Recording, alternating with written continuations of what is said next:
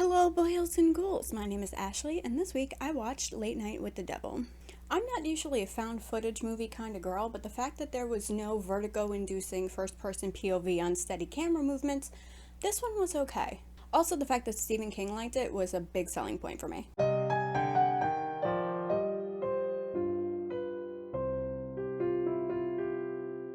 Now, I love all things like paranormal and spooky, so this movie was right up my alley, especially when they make references to things like The Exorcist and Amityville and the Warrens. So I like that they pull in well-known spooky, creepy, paranormal stuff that was prevalent in the 70s. I really enjoyed the way this movie was filmed.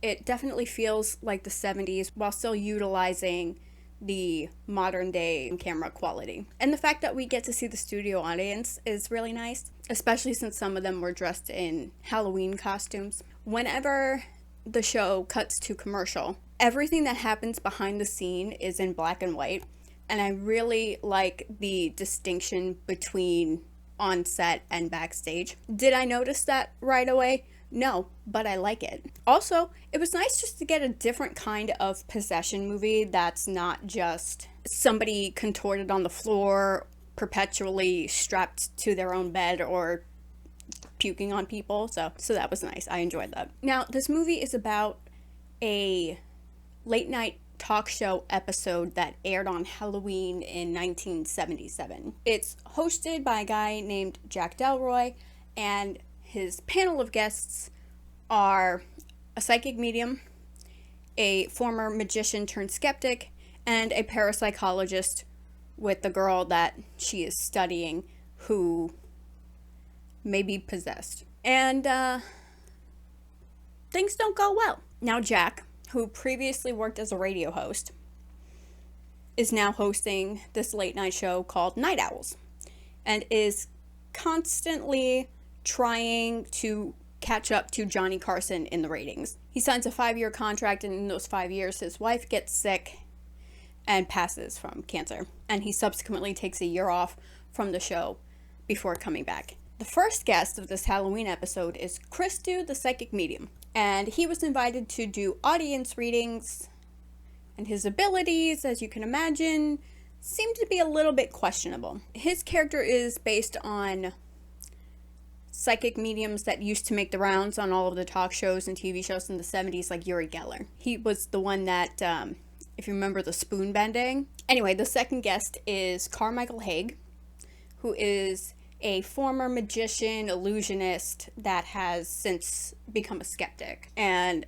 honestly, he's kind of annoying. He barely lets anyone get a word out before he's talking over them to prove he knows why they aren't really capable of the things that they claim they're capable of. He's also based on an actual real person named James Randi, and his character, like James, created an institute to study people who claim to have psychic abilities, and also went around offering money to anyone who could actually prove that the paranormal exists and psychic abilities exist. The third and final guests are Dr. June and Lily. June has a PhD in parapsychology from Stanford, which is a degree that they actually offer at Stanford, and I wish I had known that when I was younger. She's working with Lily because she seems to be suffering from possession, or as June calls it, psychic infestation. Now, Lily is the only surviving member of a cult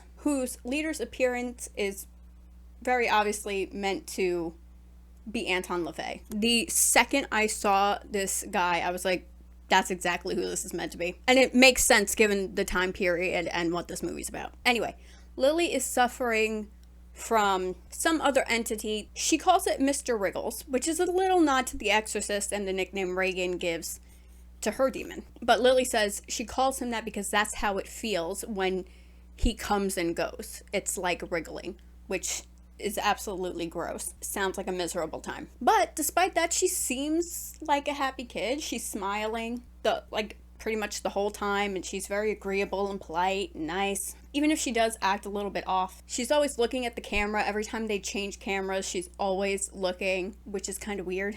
She even tells Jack it's nice to see him again, even though Jack and Lily have never met before. It's clear that the entity is speaking to Jack because Jack is part of this group, secret society kind of thing that like meets in the redwoods and may or may not do weird things to gain wealth and fame, and it's a group of other wealthy, famous people. The place is called The Grove, and it is based off of the real life Bohemian Grove, where people speculate some sort of such thing like that goes on. I don't know about it. Never been there, never gonna go. Now, as I said, the show Night Owl has been trailing in the ratings, right? It's like Jack's mission to catch up to or outdo Johnny Carson, which good luck with that. So production decides that they want to lean a little bit more controversial.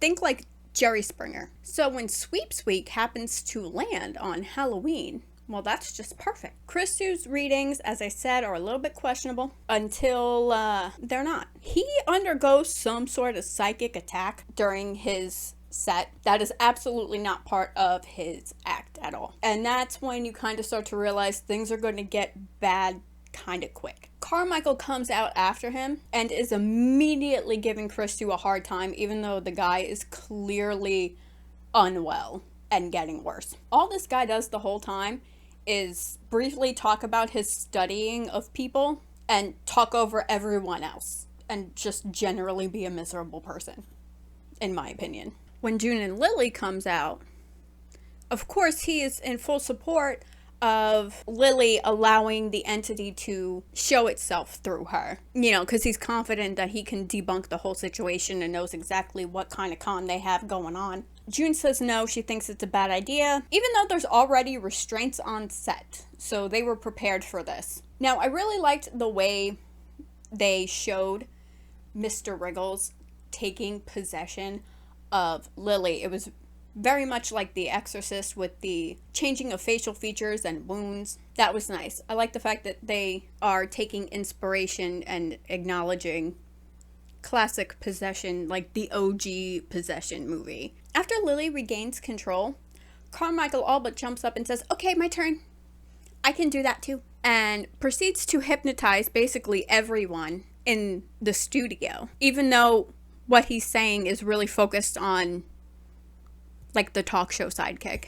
He does tell everyone to look at the monitor while he's doing it so they can see his spirally pocket watch. So really he's hypnotizing everyone. Honestly, hypnotizing a girl that may potentially be possessed doesn't seem like a great idea to me. Although he does not believe it's true.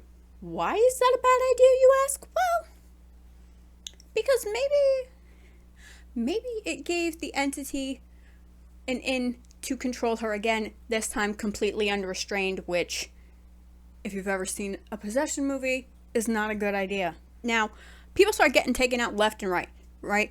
Audience members are fleeing, crew members are fleeing. Carmichael even offers to check up to the possessed girl, and like, honestly, what's this demon creature gonna do with that? And poor Jack. Jack ends up in a full-on breakdown hallucination, and we see his ill wife, you know, who has passed, and she's very sick in bed. And it seems as though the sacrifice he had to make by associating with this organization was his wife, which he seems very upset about. Did he expect his, like, payment sacrifice thing for whatever he was doing to be her? I don't know. Like I said, he seems genuinely hurt by her passing, so maybe he didn't. Maybe he didn't expect it to be her, but it doesn't seem like he has anything else to lose. But when he finally comes out of it, he's the only one left, and the footage ends. What happens to him? I don't know. There's no continuing part of this. You know, there's that documentary bit at the beginning where they talk about him potentially being part of this group. And There's nothing else after that. There's no more little documentary bits. So, how this footage was found, I don't know. What happened to Jack, I don't know. Your guess is as good as mine. Overall, I really enjoyed this movie. Like I said, it was nice to get a different kind of possession movie that still had little bits of, like, recognizable possession things. But I haven't seen every possession movie, but out of the ones I've seen, I think this is the only one where, like, there's no exorcism involved in any way. But anyway, I really like this movie. I will be recommending it to people, and I'd give it a solid, like, 4 out of 5 stars. That's all for this week's video. Subscribe if you want to. Click the like button if you feel like it. If there's something you'd like me to watch, please let me know in the comments down below, and I will see you guys next time. Bye.